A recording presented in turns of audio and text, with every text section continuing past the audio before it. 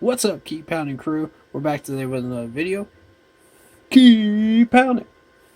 So today's topic is day 5 of the draft recap for the channel. If you like the channel, if you like the video, hit that like button, hit that sub button, select all. Let's leave a comment down below, and let's get into it. So, Khalid Kareem, the edge from Notre Dame, goes to the Bengals. Good choice. Bengals looking for edge help there.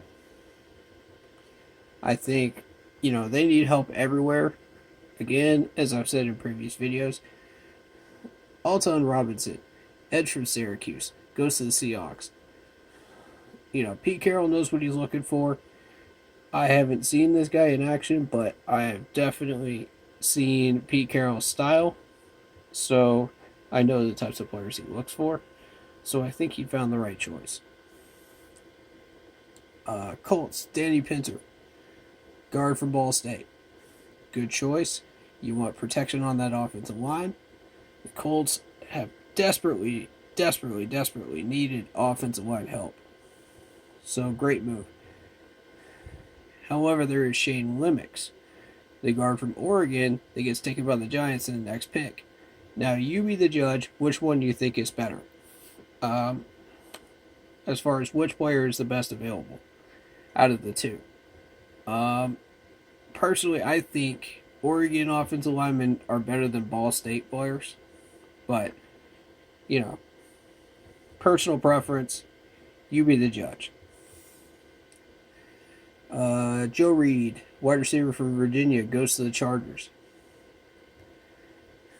Good pickup. They need some wide receiver help there. Kenny Robinson, safety from West Virginia, goes to the Panthers. Our team needs a safety, and we picked the right man for the job. I like West Virginia guys. We needed safety coverage help. We got the right man. We needed to replace Eric Reed. We did so. Very, very happy with that pick. Positionally, again, I've been saying it in every video, we have hit a home run positionally, drafting wise. Then you got the 49ers. Colton McKivitz, tackle from West Virginia. Niners need offensive line help. Good move. Jason Strobridge, defensive end from North Carolina, Miami Dolphins. Now, this guy was on my radar. And let me show you why. I'm looking at his numbers right now. 62 solo tackles, 61 assisted, 123 total, 22 tackles for a loss over a 4-year span. Then 10.5 sacks, 3 passes defended, 1 each year of his final 3 years, 3 fumble recovers in his last year, 1 forced fumble in his last year, making a total of 2 forced fumbles. Now, he's athletic, he's strong, but can he catch picks? No. But is he the guy that you want pass rushing? Absolutely. You want him pushing that offensive line more so than you want him in coverage. He's a hometown guy. That's why he was on the radar. Obviously. He's big. He's strong.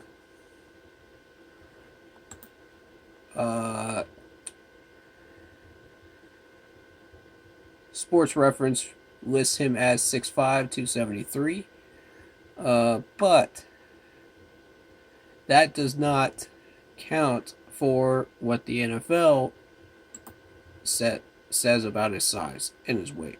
So you have to check into that if you want to know that for yourself.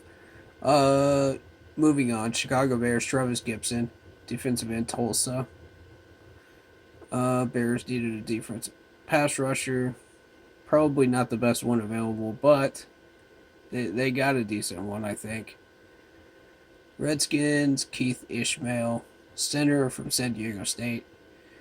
The Redskins and Ron Rivera are looking for offensive line help. Now, whether Keith is going to be a starter or a backup man has yet to be determined. I don't know the Redskins roster, so I'd have to do a little research on that to find out.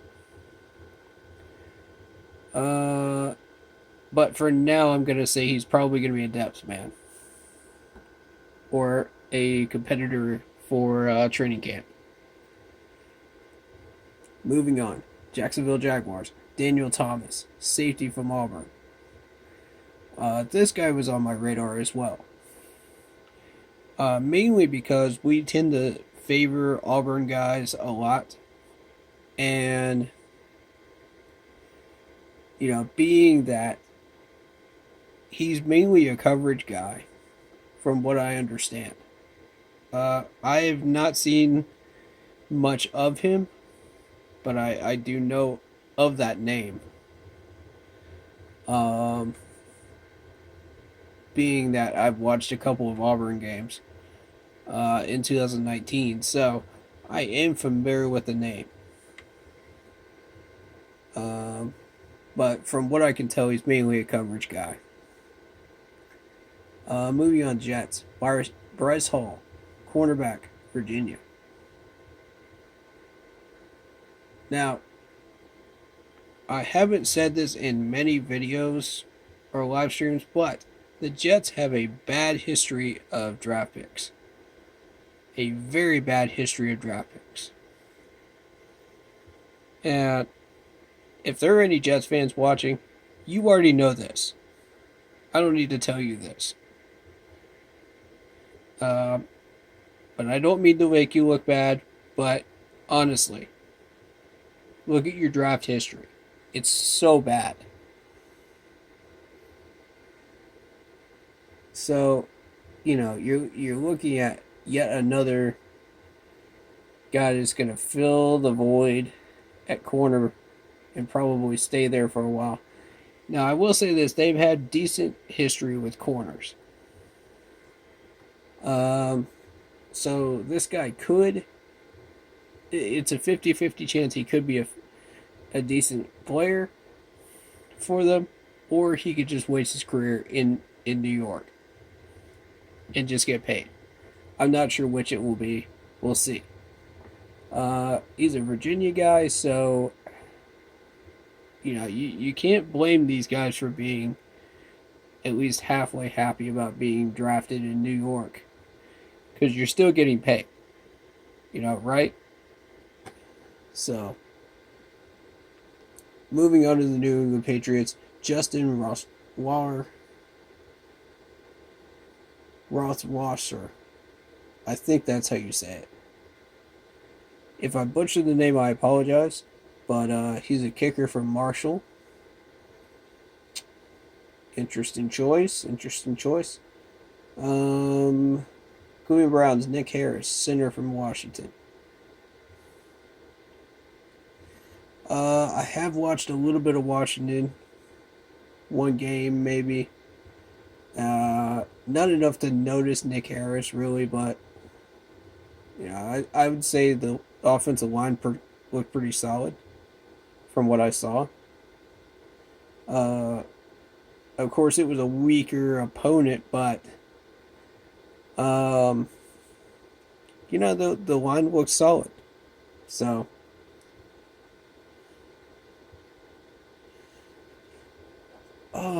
Tampa Bay Buccaneers, Tyler Johnson, wide receiver from Minnesota.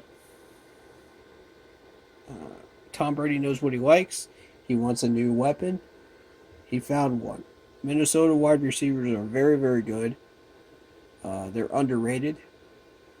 They're not noticed as much because of Minnesota not really climbing the rankings very much, but they play really really good ball, and it's interesting to watch them. Uh, so I have heard the name Tyler Johnson, but I'm not completely familiar with him. So,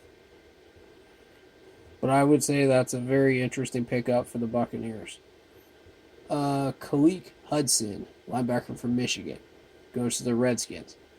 Redskins are looking for linebacker help. Michigan guys are very, very good choices. I will say that. They've had a great history under Harbaugh of linebackers at Michigan. So I like this pickup. Now, whether they needed a linebacker or not, that's a good question. I'm not sure. But I would say they probably do. Even if they don't, he's a very good depth man. So, moving on, the Bears, Kendall Vildor, cornerback Georgia Southern. Now, again, I mentioned this in a previous video. Georgia Southern players are completely underrated. That team goes completely under the radar, and you know they and Appalachian State used to run the SoCon, the Southern Conference, over Furman and all those other teams down there before Appalachian State moved up. So now Georgia Southern has full reign and full control over the SoCon. And you're starting to see some players come out of Georgia Southern now, and recruiting going to Georgia Southern since all the Division One recruiting went to Appalachian State. So the Division Two recruiting goes now to Georgia Southern, who controls the SoCon. So you're going to see good players like Vildor. You're going to see a lot of good offensive players as well, based on their system that they run down there. It's always interesting to see where these players go to. So I think the Bears got a good one. That's a really good pick. I like that. Curtis Weaver, edge rusher, Boise State, goes to the Dolphins. Good pickup by the Dolphins. I think Boise State guys are pretty solid. I can't necessarily speak for the pass rusher specifically, but I do know that they have had a pretty good defense over the years. It's been solid. I wouldn't say great, but it's been solid. They've still got a lot of work to do, and a lot of recruiting to do to fully fix it. But you do see one or two really good players come from Boise State every once in a while from the defensive side. Jacksonville Jaguars picked Colin Johnson, wide receiver from Texas. Texas had a surprisingly good year. So I'm not surprised to see him go to the Jaguars. The Jags need some help at wide receiver, so that's a good pick. Detroit Lions need everything. Literally everything. Except for quarterback. Stafford's still pretty solid. Even then, he could still use some line help. But overall, good pickup. Usually like those people from Wisconsin. Quintez Cephas. He didn't really stand out to me, but from a skill point of view, but just watching the offense overall with Wisconsin, it was really interesting how they ran it. We'll see how that plays out for the Lions. but that's a good weapon for Stafford to use. The Buffalo Bills, with the steal of the 5th round, pick Jake Fromm, quarterback from Georgia. Now, the reason I say steal, let me look at his numbers real quick. Let me show you this. This guy consistently ended up in the 60 percentage range all 3 years. So he finished with a 622 for 983 passing attempts completed for 8,236 yards. And I mean, that's consistent. You got 2,600, 2,700, 2,800, and he just constantly got better. 9 yards per attempt, 9 yards per attempt. He did have the 7.4 in 2019, but he didn't look spectacular last year, but he got the job done. I will say that. 24 touchdowns in the first year, 30 touchdowns in the second year, 24 in the third year, for a total of 78. He did throw 18 interceptions, but here's the thing, total. He kept it under 10 interceptions for the entire year. So his final passer rating was 156.2 career for Georgia, which is really, really good. I watched him and I just could not get enough of watching him all year long. Georgia was just so fascinating to watch. Against Bama, against my Clemson Tigers, against a few other teams. I was really, really impressed with Jake Fromm. I think that's a really amazing pick for the Bills at 167. So you move on to the Eagles, John Hightower, wide receiver from Boise State.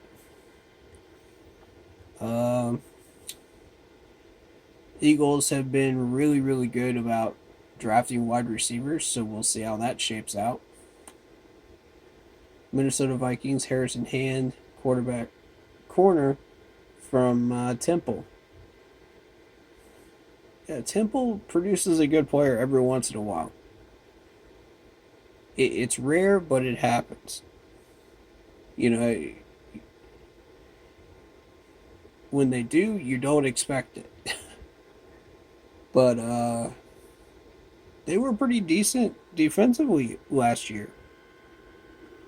I was quite impressed with their defense. So then you move on to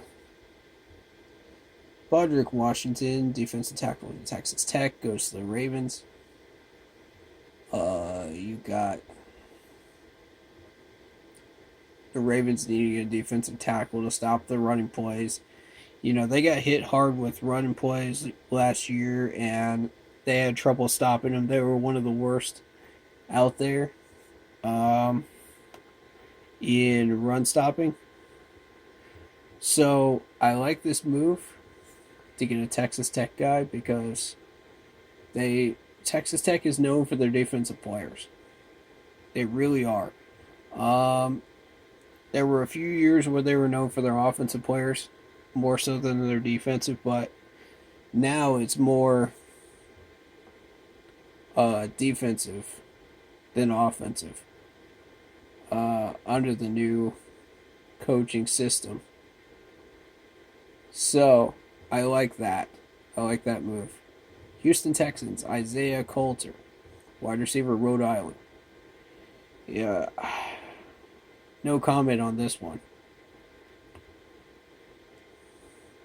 Y'all already know how I feel about that DeAndre Hopkins trade. So no comment on this one. Detroit Lions, Jason Huntley, running back, New Mexico State. Depth reason. That's a depth play right there. Darnell Mooney, wide receiver from Tulane, goes to the Bears. Yet again, another depth move for the Bears. They've got wide receivers, and they just need a little bit more. I don't know that Tulane is really the place to go for wide receivers, but you know, every once in a while, maybe it might be. Who knows? Laurel Munchkinson, defensive tackle, North Carolina State, goes to the Titans. NC State has been known for their defensive players lately. There was a time where they were really known for their offensive players more so, but now it's in the last decade it's been defensive for sure. So I like this. Kamal Mark, linebacker from Minnesota, goes to the Packers. Packers looking for some depth at linebacker. Like that move. Minnesota has those defensive players every once in a while that really, really stand out. Vikings, KJ Osborne, wide receiver from Miami, Florida. I like this move. You want to add some real depth to your wide receiver core. You want wide receivers from Miami, Florida. You want them from schools that regularly focus on wide receiver as one of their primary recruiting class positions. And Miami, Florida is one of those schools that does that consistently. I've seen some excellent wide receivers come out of Miami in the past years. Michael Dana, or Dana, edge from Michigan, goes to the Chiefs. Excellent choice, Chiefs. I like that one. You always want those Michigan pass rushers. They are amazing. And that's really going to help them a lot. Denver Broncos, Justin Stennard, linebacker from Wake Forest. Wake Forest didn't really stand out to me this past year. Have to say that. Have to say it. But we'll see what comes out of that. The Broncos haven't exactly made the best picks in the last couple of years, so we'll see how that shapes out. Bradley Anna, edge from Utah, goes to the Cowboys, rounds this 5th round out. Utah, as I've mentioned before, has really had a couple of good years here recently. And they've gotten some good recruiting the 2 years before. So I see that being a pretty good pick for the Cowboys, actually. I think they've had one of the better draft classes this year because of positional wise, based on their needs. So you had 2 compensatory picks, which were the Broncos and Cowboys in the bottom of the 5th round. A lot of these were trade ups, trade downs. You can decide on which one was which, if you can keep up with all that.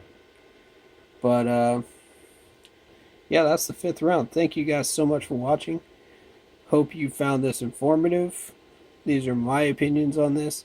That doesn't necessarily make the things I say true. You can look this stuff up for yourself. And